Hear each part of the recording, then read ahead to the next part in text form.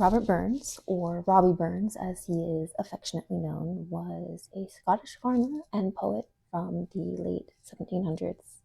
He wrote exclusively in the Scottish dialect in a time when Scottish culture was largely being swallowed up by English culture.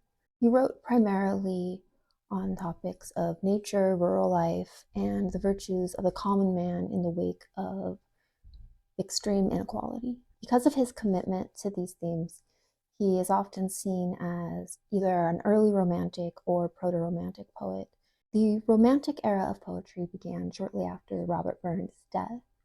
However, they embraced similar themes of emotion over cold, hard machinery of the Industrial Revolution and a keen emphasis on nature and individuality. Many Romantic poets, such as William Wordsworth, expressed a lot of admiration for Robbie Burns and his work, especially his commitment to preserving rural life and Scottish culture. January 25th, which for me right now was yesterday, is Robert Burns' birthday, and it is celebrated specifically in Scotland as Burns Night. I first heard about Burns Night in British literature class when my literature professor told me that he hosts a Burn Night every year. I decided that I wanted to do that as well. It's been a couple years since I've been able to host one, but last night I was able to, and it was a lot of fun. The meal that is usually served for a Burns supper is haggis with neeps and tatties and cranachan for desserts. Haggis is sheep's organs cooked with mincemeat and onions and oatmeal. I am vegetarian, so I made a vegetarian version. The recipe I used was from The Pesky Vegan, and it consisted of onions, carrots, lentils, mushrooms, sunflower seeds, and oatmeal. The recipe called for Marmite, but we weren't able to get any. So I put in a dash of soy sauce, cooked it all up, and baked it. I wasn't able to get a hold of any neeps or turnips, so I just served it with carrots. I feel like Robert Burns would approve of the substitution since his work was very largely about rustic and ordinary life. So I think that using what you have is definitely in the spirit of his poetry. Cranachan is made from toasted oats, a little bit of whiskey and honey, raspberries, and I believe it is traditionally made with a very specific type of cheese that is hard to get a hold of, but it's often made with cream these days because that specific cheese is harder to get a hold of. So I substituted some Cool Whip and blended it all up. It was a really good night with some of my closest friends, and everyone was a sport and read a little bit of Scottish poetry, even though it can be very hard to read. One of the more commonly known Robert Burns pieces is A Red, Red Rose. You may have heard this one before. Please excuse my bad Scottish accent.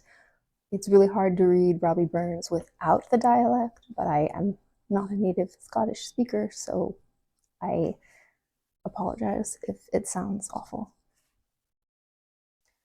My love is like a red, red rose that's newly sprung in June. My love is like the melody that's sweetly played in tune. As fair art thou, my bonny lass, so deep in love am I, and I will love thee still, my dear, till all the seas gang dry. Till all the seas gang dry, my dear, and the rocks melt with the sun, and I will love thee still, my dear, while the sands of life shall run. And fare thee weel, my only love, and fare thee weel a while, and I will come again, my love, though it were 10,000 mile. I wonder if the Proclaimer's song was based on that last line. This is my favorite Robert Burns poem, Is There for Honest Poverty. Again, please forgive my awful Scottish accent. Is there for honest poverty that hangs his head and all that? The coward slave, we pass him by, we dare be poor for all that. For all that, and all that, our toil's obscure and all that. The rank is but the guinea stamp, the man's the good for all that. What though a hamely fare we dine, where holding grey and all that, gay fools their silks and knaves their wine, a man's a man for all that. For all that and all that, their tinsel show and all that, the honest man, though e'er so poor, is king o' men for all that. You see on Berkey caught a lord, what struts and stares and all that, though hundreds worship at his word, he's but coof for all that. For all that and all that, the ribbon star and all that, the man a independent mind, he looks and laughs at all that. A prince can make a belted knight, a marquis duke and all that, but an honest man's aboon his might. Good faith, he mauna for that.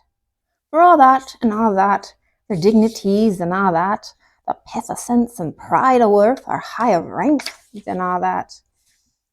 Then let us pray that come it may, and come it will for all that sense and worth o'er the earth shall bear the gree and all that. For all that and all that is common yet, for all that, the man to man, that world o'er, shall brothers be, for all that.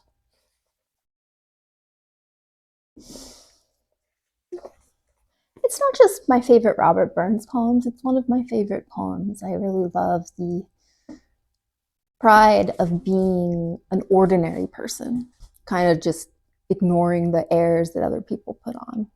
Robert Burns is far from a perfect historical figure. His attitudes for women, for example, were very objectifying, and he was quite a womanizer in his time. Still, there is something fierce and robust in the way he celebrates the human spirit.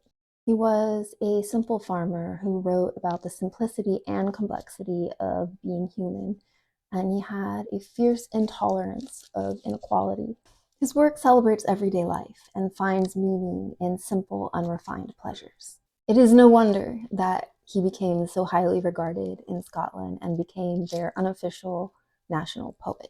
And here is a piece of his that I know you've heard before, and it has melody.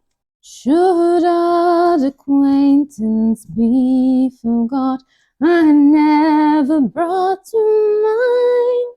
Should old acquaintance be forgot, and old lang syne.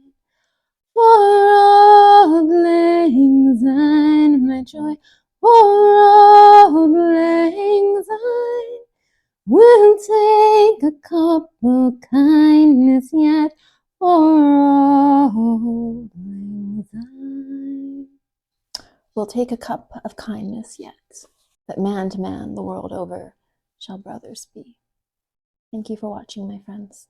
Please consider subscribing to Ink Spills if you enjoy fairy tales, gothic literature, poetry, book recommendations, or writing.